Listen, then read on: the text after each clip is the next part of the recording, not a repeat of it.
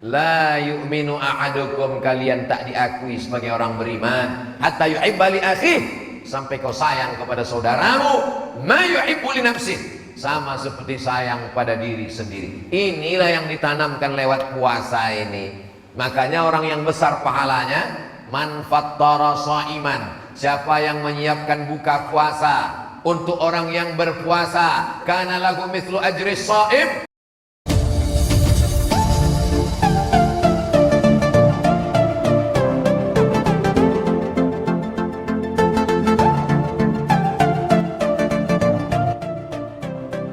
Assalamualaikum warahmatullahi wabarakatuh.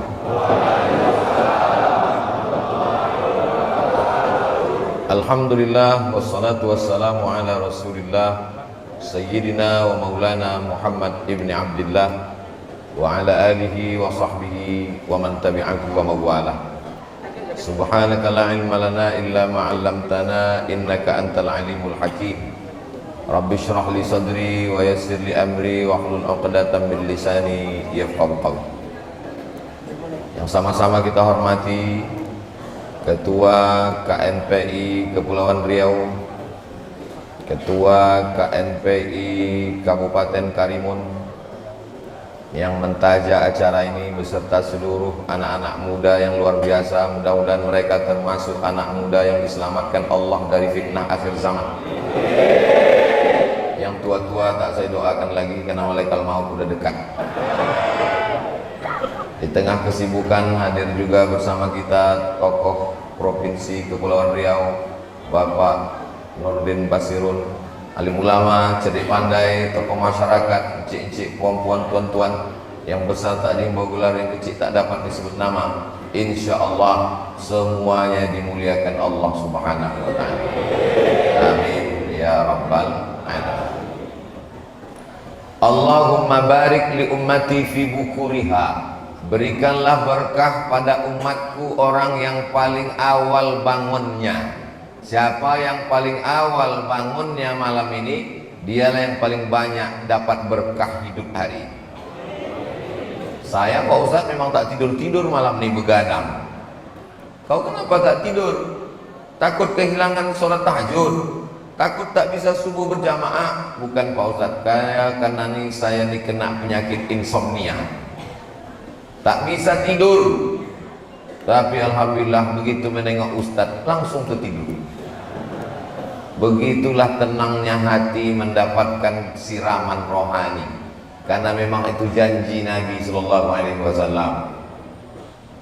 Majtama'a qaumun fi baitin min buyutillah, sekelompok orang berkumpul di rumah Allah, yatsluna kitab Allah, mendengarkan bacaan kitab Allah Al-Quran, wa yatadarasunahu fima bainahum, mengkaji isinya, nazalat alaihimus sakinah, turun ketenangan ke hati mereka. Makanya kalau mau tenang sering-sering ngaji. Suami kalau mau tenang mengaji. Suami yang tak tenang genderuwo Fir'aun. Istri kalau mau tenang ngaji. Istri yang tak ngaji jadi sundil bolong, mak lampir, suster ngesot. Anak kalau mau tenang bawa dia mengaji. Ini nampaknya masjid ini sudah over capacity, tak muat lagi, sudah berebut-rebut oksigen kita sekarang ini. Jadi kalau ada yang sesak napas, sabar-sabarlah sampai terbit matahari. Nanti kita sholat sunat 2 rakaat, usolli sunnatal isyraq raka'ataini lillahi ta'ala.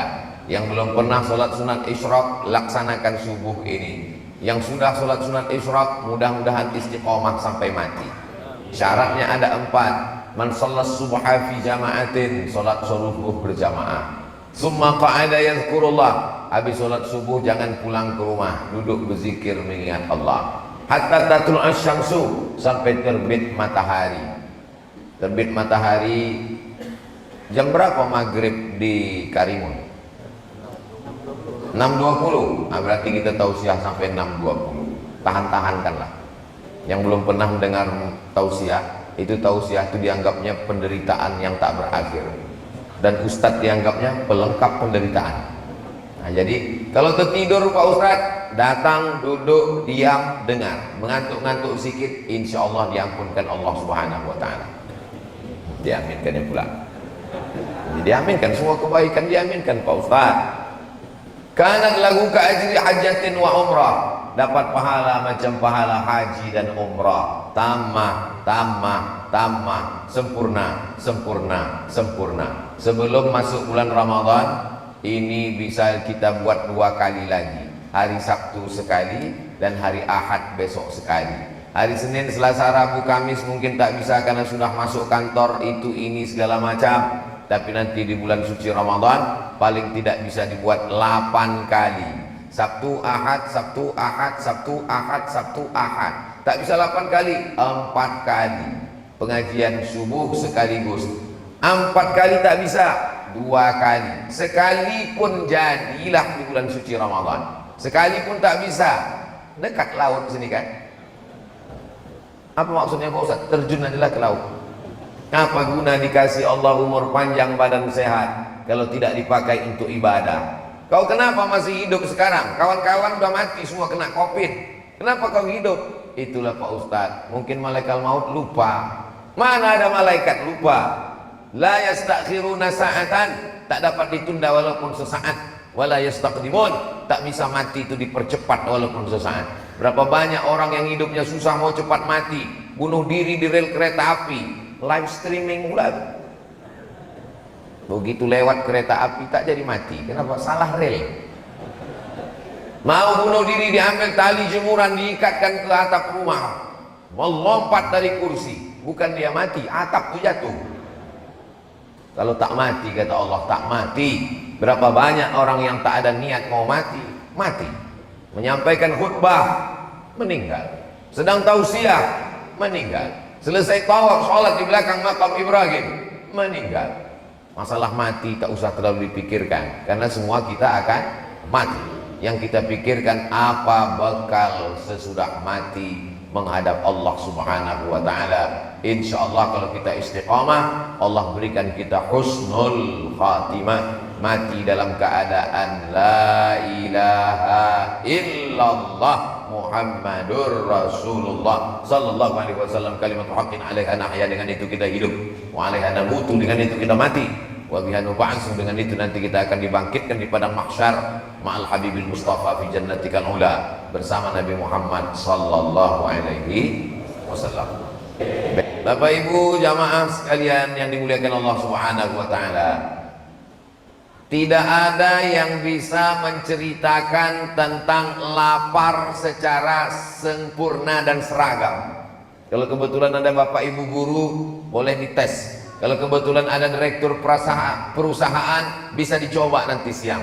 Kalau kebetulan ada di sini pimpinan, kepala dinas, kepala badan, kepala kantor, pimpinan kantor apapun namanya, silakan coba ambil kertas, bagi ke karyawan, mahasiswa, adik-adik di kelas, tulis, suruh mereka nulis. Tolong tuliskan definisi lapar. Kasih dia 1 menit. Habis itu serahkan kertas. Tak ada satupun yang seragam bercerita tentang lapar. Yang satu bercerita, lapar adalah ketika usus terasa melilit-lilit, pedih minta ampun. Yang satu lagi menuliskan kertas, lapar adalah ketika terdengar simfoni yang sangat harmonis antara cacing-cacing di dalam.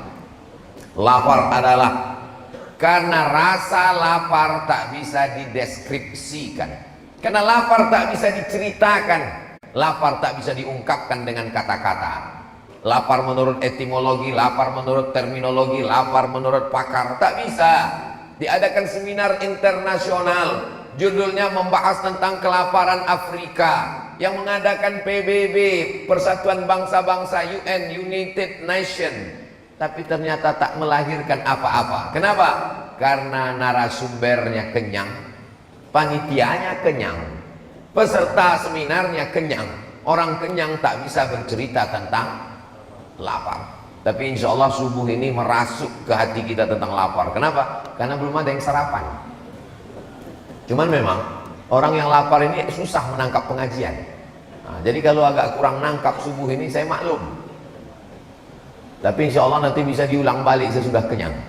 Tapi kata ulama, Kalau mendengar pengajian susah masuk ke pikiran kita, itu berarti ada yang kenyang. Dua kemungkinan. Kalau tidak, yang mendengar tuh kenyang, atau yang ceramah tuh kenyang. Jadi ternyata kaji masuk itu bukan masalah lapar atau kenyang, tapi masalah Allah memberikan hidayah. Dan setan berjalan melewati aliran darah. Asyaitanu yajri majrad dam. Setan mengalir dalam aliran darah. Fadayyiqu majraha. Maka persempit aliran setan. Bagaimana cara mempersempitnya? Dengan mempersempit aliran darah, dengan memperbanyak merasakan lapar. Inilah satu-satunya agama yang mengajarkan perasaan fakir miskin, anak yatim, du'afa yang tak makan, bukan sehari dua hari, 1 bulan. Mudah-mudahan dipertemukan Allah kita dengan Ramadan yang penuh dengan keberkahan ini, insyaallah. Kita laparnya ada batasnya. Lapar kita itu batasnya cuma azan maghrib. Begitu berkumandang azan maghrib, berakhirlah lapar kita. Tapi ada saudara kita yang laparnya unlimited edition. Pagi lapar, siang lapar, malam lapar, melilit tak bisa tidur, lapar lagi. Tadi sebelum kemari saya buka berita, seorang bapak tidak malu minta nasi demi untuk anaknya, ramai dipuji oleh netizen. Memanglah netizen ini, katanya lebih kejam netizen daripada ibu tiri, Pak Ustadz. Tapi ternyata menengok orang sanggup menghilangkan rasa malunya, gengsinya demi untuk makan anaknya. Tapi insya Allah Tanjung Balai Karimun tak ada orang kelaparan, insya Allah. Amin. Kenapa begitu, Pak Ustadz? Karena tadi ketua membisikkan ke telinga saya, alhamdulillah Ustadz Somad, ini ada dibagi 1 ton beras untuk fakir miskin, yatim, du'afa di Tanjung Balai Karimun. Mudah-mudahan yang memberikan beras ini panjang umur, sehat badan, berkah rezekinya. Saya tanya, beras ini datang dari mana? Dikasih orang Batam. Orang Batam mengumpulkan beras. Apa nama programnya? GIP, Gerakan Infak Beras. Siapa yang mengutip berasnya? Yang mengumpulkan berasnya anak-anak muda pakai baju kaos ganteng-ganteng, tertulis depan Paskas, Pasukan Amal Soleh. Jadi Paskas ini bukan pasukan Abdul Somad. Mana tahu nanti mengetuk pintu rumah bapak ibu.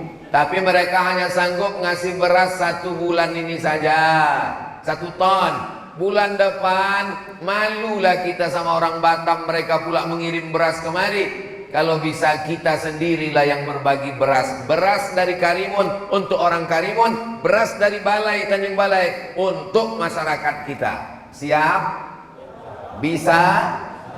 Dari bunyinya tak siap nampaknya. Siap? Jangan ada dusta di antara kita. 1 ton itu berapa, Pak Ustadz? 1 ton itu cuma 13 juta. Jadi hanya perlu 13 orang yang kaya-kaya di Tanjung Balai Karimun. Ada 13 orang kaya di Tanjung Balai Karimun? Oh, dari suaranya lebih 13 orang itu. 13 orang berkumpul sejuta. Selesai.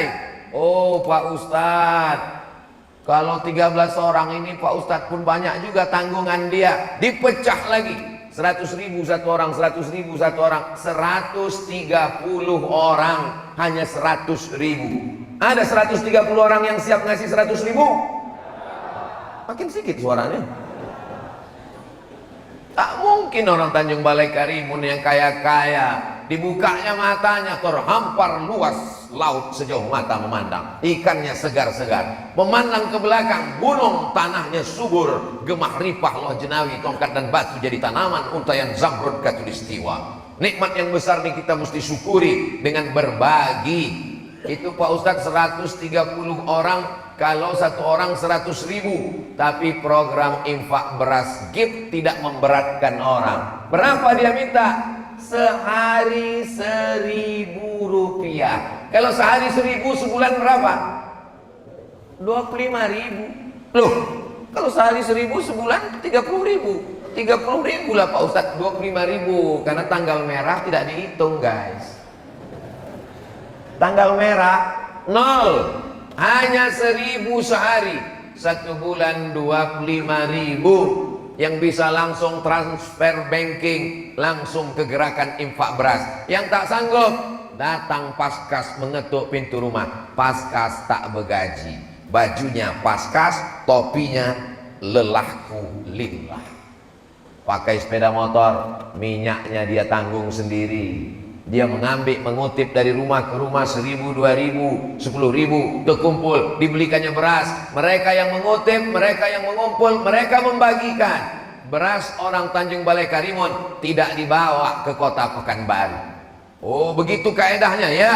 Beras orang Karimun hanya untuk orang Karimun. Itu buktinya kenapa beras Batam bisa dibawa kemari? Surplus. Batam mengalami kelebihan beras, dikasihnya ke Tanjung Balai Karimun, tapi untuk sebulan ini aja lah. Kata orang Melayu, orang baik kita berpikir, jangan orang baik otak kita tinggalkan di kantong. Kasar cakap Pak Ustadz ini. Cakap saya ini tak kasar, karena cerita masalah otak ini di Kepulauan Riau biasa. Jadi kalau ada orang tak punya otak, datanglah ke Kepulauan Riau, insya Allah balik membawa otak-otak. Saudara yang dimuliakan Allah Subhanahu wa Ta'ala, kalau dibelah kepala manusia, dibelah kepala kelinci, yang putih-putih di dalam kepala kelinci itu ada juga di kepala manusia. Yang putih-putih di kepala manusia ini ada juga di kepala kelinci. Itu menunjukkan anatomi tubuh manusia dengan hewan sama. Lalu yang membedakannya apa? Akal fikiran. Siapa yang wajib sholat? Baligh berakal. Siapa yang wajib puasa? Baligh berakal. Jadi nanti kalau nampak kita di siang Ramadan ada tak berpuasa, berarti tak ada sih bilang gitu. Alhamdulillah kita dikasih Allah akal. Makanya dalam Islam ada 5 yang perlu dijaga. Menjaga nyawa, tak boleh membunuh. Menjaga harga diri, tak boleh mengejek. Menjaga akidah, tak boleh menista agama. Menjaga akal, tak boleh minum khamar, sabu-sabu, narkoba. Menjaga kehormatan, tak boleh berzina. Maka Islam ini datang untuk menjaga. Tetangga kita jangan sampai ada yang tak makan. Ara'aital ladzi yukadzibu biddin. Tahukah kamu siapa itu pendusta agama? Pendusta agama bukan yang ngejek-ngejek agama. Fadzalikal ladzi yad'ul. Merekalah orang yang menyia-nyiakan anak yatim, wala yahuddu ala ta'amil. Mereka yang membiarkan orang miskin tak makan. Maka sesungguhnya hikmah bulan suci Ramadan merasakan perasaan orang lain. Banyak juga orang tak paham hakikat Ramadan. Dianggapnya Ramadan itu adalah apa hakikat Ramadan? Ramadan adalah bulan diet, bulan diet. Ramadan ini Pak Ustadz, makan pagi yang biasa jam 8 dipercepat jadi jam 5. Makan malam biasa jam 8 dipercepat jadi jam 6.30. Makan siang dihilangkan. Azan maghrib balas dendam. Makan malam lambat, makan pagi cepat, makan siang hilang. Waktu azan maghrib, Allahu Akbar, Allahu Akbar, hari pembalasan. Azan asar pun macam azan maghrib. Memang kalau udah bulan puasa, semua azan tuh bunyinya macam azan maghrib. Mudah-mudahan diselamatkan Allah kita sampai Ramadan berakhir insyaallah. Dulu Nabi mengajarkan doa, Allahumma barik lana fi Rajab wa Sya'ban. Berikan kami berkah di bulan Rajab dan bulan Sya'ban. Minta sampaikan ke bulan Ramadan. Wa ballighna Ramadan. Sampaikan kami ke bulan Ramadan. Kita ibarat mau masuk pintu istana, sikit lagi sampai. Hari Ahad 1, Isnin 2, Selasa 3, Arbi'a 4. Kalau kebetulan Kamis puasa. Kalau kebetulan Jumat puasa. Hanya tinggal 4 hari ini. Selamatkanlah kami ya Allah, bisa merasakan puasa Ramadan. Tapi ada yang lebih cepat dari keinginan. Apa itu? Yang lebih cepat dari keinginan adalah mimda tema taya bawati, mati. Tak ada yang bisa menunda kematian. Dokter spesialis pun mati, apalagi mantri. Orang kaya mati, orang miskin lebih cepat. Saudara yang dimuliakan Allah Subhanahu wa taala, la yabitu syab'anan. Kalau ada orang yang bisa tidur lelap, wajaruhu ila jambihi ja'i'un, tetangga sebelah rumahnya kelaparan, laisa bil mu'min, tidak diakui imannya. Kau orang beriman, ya, pakai baju koko, pakai peci, pakai topi haji, pakai sorban, pakai jubah, datang ke masjid, laisa bil mu'min, tak diakui imannya. Sampai kapan? Yabitu syafa'anan, tidur perut kenyang, wajaru ila jambihi ja'i'un, tetangga samping rumah kelaparan, mati dia, tak diakui keimanannya. Tetangga kita itu yang mana? Kata Imam Sufyan Ats-Tsauri, tetangga itu 40 rumah ke muka, 40 rumah ke belakang, 40 rumah ke kanan, 40 rumah ke kiri. Itulah tetangga. Kita periksa ini 40 rumah. Kalau dulu begitu, 40 rumah ke muka, 40 rumah ke belakang, 40 rumah ke kanan, 40 rumah ke kiri. Sekarang 40 rumah ke atas, 40 rumah ke bawah. Kenapa gitu? Tinggal di apartemen, kondominium. Oh, ada Datuk rupanya, tak nampak tadi. Masya Allah, Datuk Huzrin pun. Mudah-mudahan panjang umur, sehat badan. Jangan sampai kita hanya mempedulikan perut lambung kita saja, tak peduli kepada orang lain. Islam mengajarkan kalau ada yang bersin, asyik, alhamdulillah. Apa respon kita? Yarhamukallah. Dibalasnya balik, yahdikumullah wa yuslihu balakum. Kalau hafal, kalau tak ingat, gerak-gerakkan aja mulut sebagai bentuk respon kita. Islam itu responding, peduli pada orang. Zaman sekarang tak ada peduli. Mau bersin kau bersinlah, mau mati-matilah, mau jungkir balik lah, mau lapar lah, bukan urusan gue. Siapa lu, siapa gue, kata orang Jakarta. Duduk di airport yang sama, menunggu pesawat yang sama, sama-sama delay, satu kursi, senasib sepenanggungan. Semuanya sibuk dengan dunianya masing-masing. Pingsan kawan sebelah, bukan ditolong, dipoto pula. Ada kawan pingsan di sebelah, guys. Nah, posting langsung di Instagram, di Facebook, di komen sama kawan sebelah. Kesian. Gimana hidup ini? Makanya kita disuruh ke masjid. Ke masjid itu apa? Banyak orang sekarang ke masjid pakai kacamata kuda. Tengok ke depan arah kiblat, Allahu Akbar, rukuk, sujud, i'tidal, salam kanan kiri, pulang. Tak mau tahu sama jamaah. Bukan begitu sholat berjamaah ke masjid. Dulu sahabat kalau sholat jamaah ke masjid, ditengoknya si fulan mana. Assalamualaikum warahmatullah. Assalamualaikum warahmatullah. Makanya ada tradisi habis salam tuh, sehat Pak Ji, sehat Pak. Gak boleh salaman selesai sholat. Kata Imam Nawawi, imam besar mazhab Syafi'i, yang menulis kitab Riyadhus Shalihin, yang menulis kitab Arba'in Nawawi, yang menulis kitab Al-Minhaj Syarah Sahih Muslim Ibn Al-Hajjaj, yang menulis kitab Al-Majmu' Syarah Muhadzab, yang menulis kitab Raudhatul Talibin wa Umdatul Muftin, ulama besar. Kalau sebelum sholat tadi dia tak salaman, sebelum sholat belum salaman, terlambat datang langsung sholat, habis sholat dia salaman, sunnah.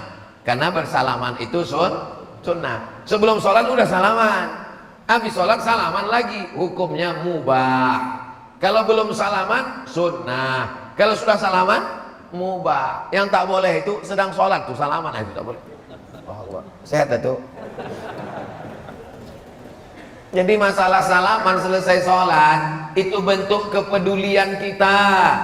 Kadang kita tak tahu jamaah ini hilang-hilang diam-diam sendiri. Dulu Pak Fulan itu yang selalu di pojok, yang selalu di dinding, yang selalu di sebelah kanan, yang selalu di sebelah kiri, mana dia sekarang? Meninggal Pak Ustaz. Astagfirullahaladzim. Kenapa kalian tak kasih tahu?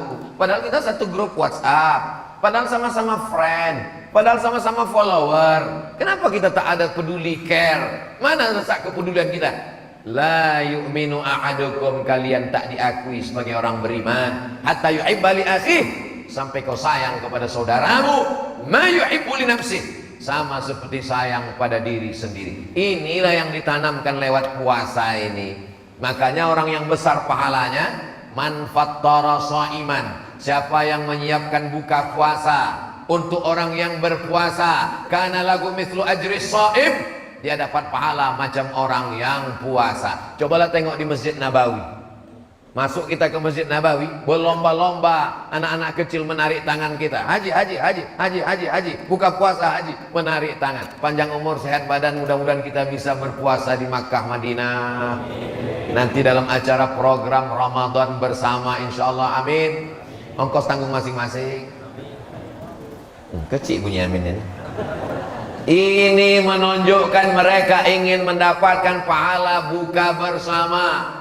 Ada kakek-kakek di Madinah sudah 40 tahun istiqomah menyediakan buka puasa Senin Kamis. Coba cari di YouTube, 40 tahun menyediakan buka puasa Senin Kamis. Asal sore dibawanya termos, dibawanya gelas kecil, dibawanya kurma, dibawanya roti gandum, dibentangkannya plastik, dibawanya cucu-cucunya, membagi-bagikan, menikmati suasana berbagi. Iyalah Pak Ustadz, Mesir, di Saudi Arabia, Makkah, Madinah itu kan orang kaya-kaya. Kalau orang Makkah, Madinah sedekah tak heran kita. Cuman kadang jamaah haji, jamaah umroh, begitu dibagi-bagikan pakai kontainer, haji, haji, fisabilillah, sabilillah, sedekah haji, sedekah haji. Dibawa mereka lah susu-susu yang satu kotak, balik sampai di asrama, di pondokan. Orang Saudi ini bersedekah, sedekah susu basi lah pula. Padahal itu yogurt, zabadi. Untuk menetralisir kolesterol, mereka minum susu yang sudah difermentasi. Asam-asam sikit dia. Kadang yang tak tahan dicampur dengan stroberi, dicampur dengan jeruk, dikasih gula sikit. Nikmat itu. Tapi orang kita tak tahu, dibilangnya kalau sedekah-sedekah aja lah, jangan kasih susu basi. Yogurt bagus, bergizi, membantu usus, pembusukan makanan. Ini baik sekali untuk kesehatan. Jadi mereka berlomba-lomba bersedekah, berbagi. Jemaah yang dimuliakan Allah Subhanahu wa taala, saya sampai Mesir 98, pulang 2002. Selama di Mesir 4 kali bulan Ramadan saya di sana. 4 kali puasa, tak pernah masak pembukaan. Terus buka puasanya di mana? Di Mesir itu, dekat masjid, dekat stasiun bis, dekat tanah lapang. Asal nampak mereka tanah lapang, ini seminggu menjelang bulan puasa, mereka pun berlomba-lomba membuat tenda. Di bawah tenda itu dipasang kursi, meja. Nama tendanya Maidatur Rahman. Maidah diambil dari surat Al-Maidah. Maidah artinya meja makan. Rahman Allah. Jadi kalau diterjemahkan meja makan Tuhan. Apa pula ada meja makan Tuhan? Tuhan bukan makan. Tuhan kita tak makan. Lam yalid walam yulad walam yakul lahu kufuwan ahad. Kenapa disebut meja makan Tuhan? Karena yang bersedekah makanan tak mau disebut namanya. Tak tahu. Karena tak tahu itu maka dinisbatkan kepada Allah. Sore-sore jam 6 itu kemah-kemah, tenda-tenda yang berisi makanan itu udah penuh semua. Siapa isinya? Mahasiswa Indonesia. Asal sampai situ jam 6 nampaklah yang pesek-pesek. Hari pertama ayam. Menunya 3 hari sekali berputar. Hari pertama ayam. Ayam di Mesir itu besar-besar. Orang Mesir itu motong ayam 2 kali potong. Potong sekali, seperempat. Bukan macam kita, hancur ayam tuh. Apa namanya? Cincang. Sampai kita pun bingung, tak nampak lagi bentuknya. Ini ayam apa katak? Hari kedua daging. Daging besar-besar, potong 4 macam sabun telepon. Hari ketiga ikan. Ikan itu tak dipotong, 1 ekor besar-besar dalam piring. Azan maghrib makan korma, minum teguk air. Allahumma laka sumtu wa bika amantu ala rizqi la aftartu bi rahmatika ya arhamar rahimin. Zahaba adh-dhama'u wa batalatil uruq wa thabatal ajru insyaallah. Habis salat maghrib berjamaah. Habis itu makan ramai-ramai. Cuman masakan Mesir ini kadang kurang cocok ke lidah karena dia pakai pil-pil aswad, jintan hitam, pakai bawang bombay, dan yang paling tak bisa sama orang Indonesia, tak ada cabai, tak pedas. Kita nih kalau tak pedas tak masuk ke dalam. Orang Mesir tak bisa makan pedas. Cabai itu mereka fermentasi jadi asin jadinya. Nah itu, jadi banyaklah mahasiswa ini kalau udah jam 6 sore menggiling cabai dalam plastik supaya nanti berselera makan buka puasa. Setelah pulang ke Pekanbaru, kumpullah saya dengan kawan-kawan alumni Azhar. 4 tahun kita dulu makan gratis bulan puasa. Maka saya ingin kita bawa juga tradisi itu ke Pekanbaru. Alhamdulillah sudah berjalan 3 tahun. Di Ramadan yang ketiga kami buat kemahnya sama, Maidatur Rahman. Ramadan ini menyediakan 1000 porsi buka bersama gratis tiap sore. Mudah-mudahan menular pula ini ke tempat-tempat lain seluruh Indonesia, insyaallah. Amin. Orang Mesir tak macam kita. Orang Mesir kalau dia ngasih buka puasa itu tidak formal-formal. Misalnya dia naik bis, nampaknya anak Indonesia, langsung panggilnya, Indonesia, orang Indonesia, tahan, come here. Diambilnya dompet kasih, nih, nanti kalian buka bersama nanti di rumah ya. Gitu. Tak macam kita kalau buat acara buka bersama formal, diundang, suruh datang jam 5, baca Yasin 3 kali. Anak yatim jam 5 disuruh datang baca Yasin. Wa subhanalladzi biyadihi malakutu kulli syai'in wa ilaihi turja'un. Shadaqah. 2 kali lagi deh. Udahlah jam 6 dah, setengah jam lagi suruh pula tahlil, tahtim tahlil. La ilaha illallah, la ilaha illallah. Saking kan lapar. Udahlah mau jam 6.25, udah mau tenggelam matahari, udah mau azan maghrib. Berembuslah kipas angin tadi kencang. Terbukalah koran penutup piring, nampaklah mie kurus-kurus, mihun. La ilaha illallah. Makanya saya dari dulu, dari sejak almarhumah emak hidup lagi sampailah sekarang, kalau mengundang anak yatim, fakir miskin, duafa, tetangga, jiran, kawan, sahabat berbuka bersama, jangan banyak-banyak, panjang-panjang menyiksa orang. Baca Fatihah sekali, Qul Huwallah 3 kali, Qul bil Falaq sekali, Qul bin Nas sekali.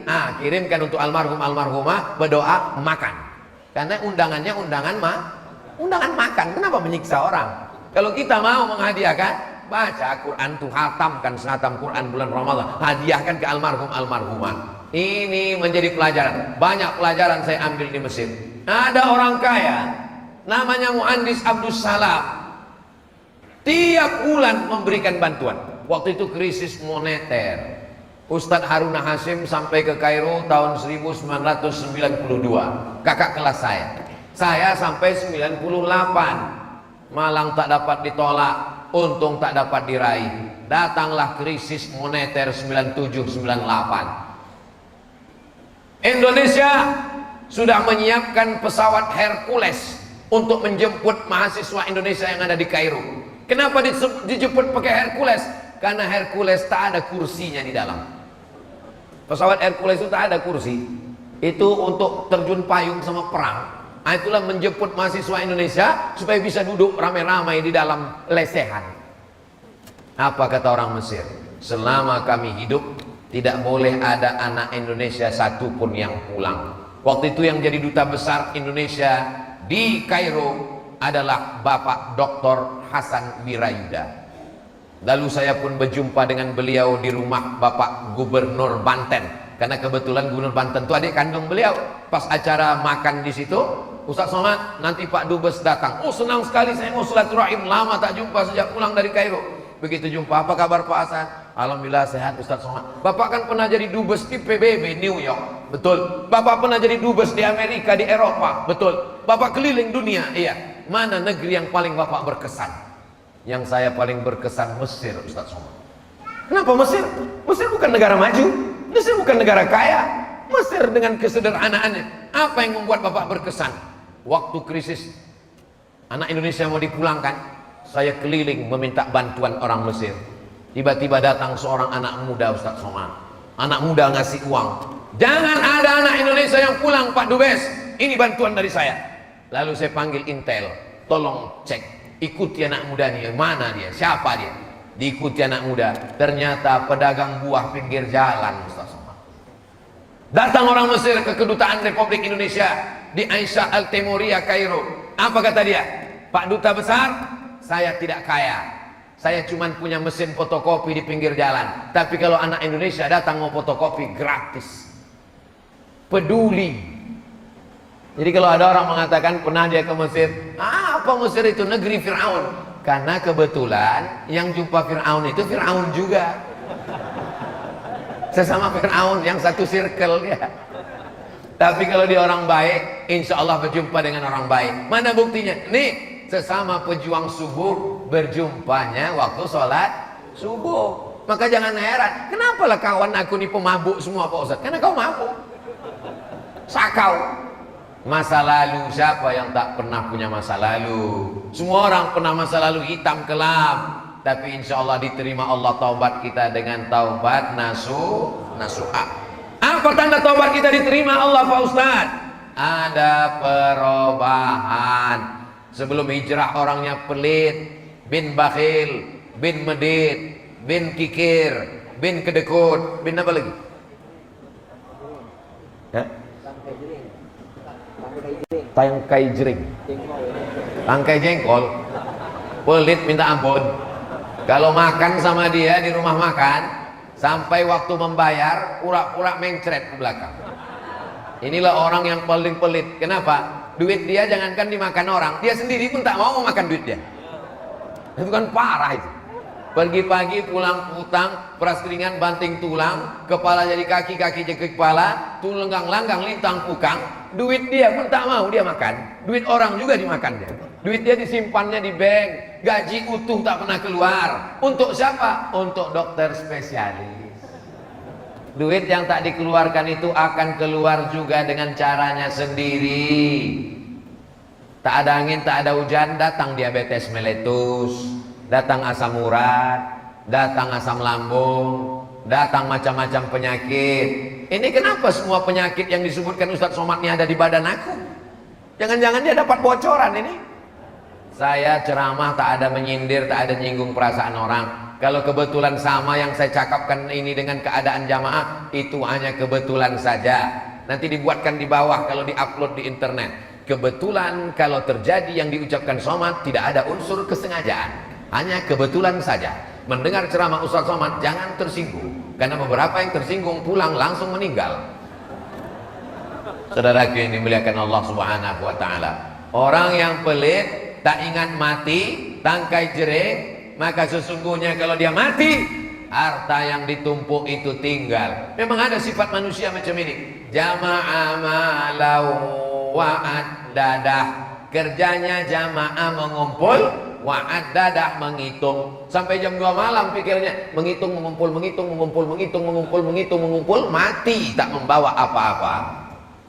Tapi jangan gara-gara cerita mati ini, orang Tanjung Balai Karimun tak ada satupun yang nanti pergi ke laut mencari ikan, tak ada yang buka toko, tak ada yang ngurus kebun. Pas ditanya, kau tak kerja cari duit? Kita akan mati. Makin ingat mati itulah makin semangat cari duit, supaya bisa bangun masjid, mengalir pahalanya sampai hari kiamat. Amin. Masjid ini unik dan cantik. Berkali-kali saya datang kemari, tak pernah bosan menengok masjid ini, dari mulai luar sampai dalam. Saya yakin semua orang kalau sampai ke masjid ini, dibawa jalan-jalan wisata religi ke Tanjung Balai Karimun, singgahkan dia kemari, menengok masjid ini macam menengok kucing Anggora. Tegak di bawah, di atas bukit nampak lautan terampar, cantik, indah, foto. Masuk ke dalam, Masya Allah cantik, luar biasa, lampunya pun tak ada di tempat lain ini. Luar biasa, walaupun mati. Ya, tak boleh pakai listrik, mubazir banyak-banyak.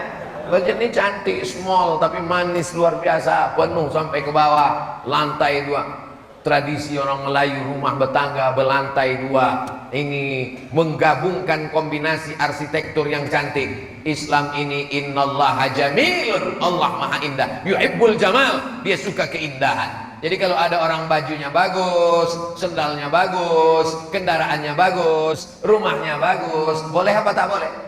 Boleh. Tapi jangan sampai gara-gara ingin bagus, lalu tak berzakat, lalu tak mengeluarkan infak, lalu tidak memberikan sedekah. Maka alhamdulillah anak-anak muda bulan puasa ada program namanya Sahur on the Road. Wow, Sahur on the Road. Banyak tunawisma orang miskin tak bisa puasa, maka anak-anak muda membuat sahur on the road, bagi makanan, nasi kotak, nasi bungkus, sahur pak, sahur, sahur di terminal, di bis, musafir yang putus belanja, sahur, sahur, sahur. Besok siang rupanya dia tak puasa. Pas ditanya, kau kenapa tak puasa? Innamal a'malu binniyat. Yang penting niatnya udah sampai. Mana bisa begitu? Ini puasa ini ibadah yang tidak bisa ditebus dengan apapun. Anak-anak muda jangan sampai tinggalkan puasa. Sedangkan ibu hamil mengandung menyusukan anak pun wajib mengqadha puasanya. Faman kana minkum maridan, siapa yang sakit, au ala safarin, musafir, fa iddatum min ayyamin ukhar, ganti di hari yang lain. Tapi ada orang Ramadan sakit, Syawal sakit, Zulqa'dah sakit, Zulhijjah sakit, ini bisa membayar fidyah. Bayar fidyah itu berapa Pak Ustadz? Makan pagi, makan siang, makan malam. Dulu Kementerian Agama menetapkan 50.000 sehari. Jadi kalau 1 bulan 1,5 juta, bagikan kepada miskin. Begitulah kepedulian dalam Islam. Kalau kolak, nasi uduk, ayam panggang lewat di leher kita jam 6.30, maka lewat di leher fakir miskin juga jam 6.30. Jangan dia lewat di leher kita 6.30, lewat di leher fakir miskin jam 11.30. Pulang tarawih, banyak makanan berlebih, tolong antar ke belakang, anak yatim belum makan. Diantarlah ke rumah anak yatim fakir miskin jam 11. Dimakannya jam 11.30. Udah masak mak basi, makan aja lah nak, sedekah orang. Dimakannya jam 12, jam 1 meninggal. Bukan dapat pahala, neraka jahanam untuk engkau. Makanya kalau bersedekah itu sore. Saya tinggal di asrama waktu di Maroko. Pulang kuliah, saya tengok di depan masjid 2 drum warnai biru, besar-besar setinggi tegak drum, pukul penuh. Apa isinya ini? Ini namanya bubur harira.